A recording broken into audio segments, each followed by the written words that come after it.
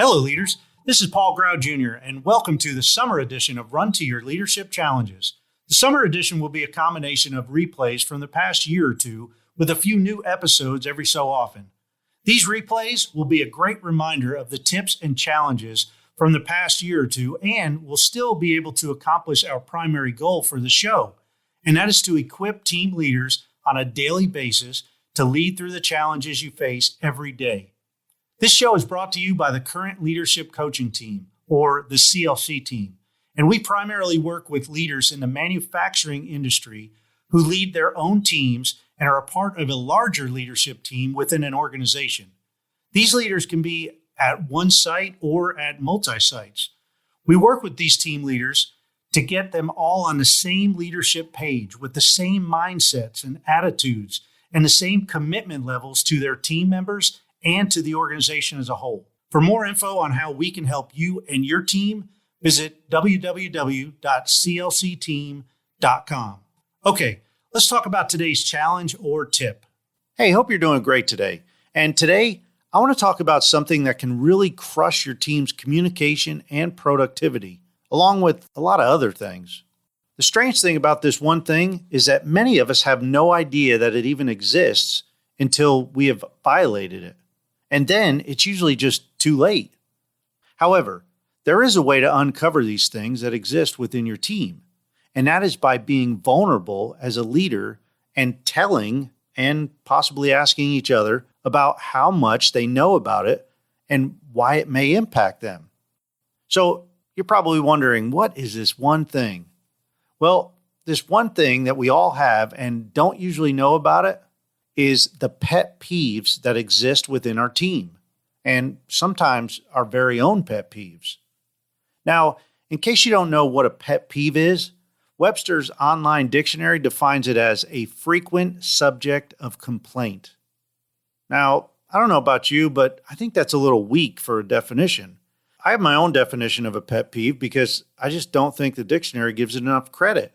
And my definition is that a pet peeve is something that you just can't stand, and it may trigger resentfulness, anger, and conflict if it's not respected, especially when other people know about it. So I'm not sure how you would describe a pet peeve, and all too often, we have no idea what other people's pet peeves are until we violate them, like I said earlier. And then we get some kind of negative reaction, or somebody may just shut down and or give you the silent treatment. Have you ever been there? I mean, maybe you were having a good conversation with somebody, and then all of a sudden there's arguing going on, and you have no idea what just happened. Well, I think pet peeves are behind many of these arguments. So one of my pet peeves, and I know you may think this is a little bit ridiculous, but one of my pet peeves is people driving slow in the left lane. I mean, get over in the right lane already. Now, that may not upset any of you at all, but to me, I remember my dad getting upset whenever somebody would be driving in the left lane slowly. And I guess he just passed that trait on to me. But I mean, come on. The left lane is the express lane, so to speak. It's for passing people on the right? Okay, I'll let it go. But you see, that's a simple pet peeve of mine that really is insignificant. Now, as you can see, that is one small, insignificant thing that can just bother me if I'm not too careful. And yet, it really shouldn't bother me. Now, I have others, but I'm going to spare you the details. And I'd be willing to bet that you have your own personal pet peeves. Maybe it's somebody who doesn't put paper in the printer when it runs out. Or maybe it's when somebody doesn't wipe down the break room microwave after something boiled over in it. Or maybe it's when somebody makes a weird face when you're explaining something. Well, I hope you get my point. And if you were able to compile all the pet peeves in your team or organization or even your family, you'd probably be surprised at the amount of pet peeves that everyone's been violating over the years. So today's challenge is to have a little fun with this and start up a group conversation asking people what their pet peeves are at work.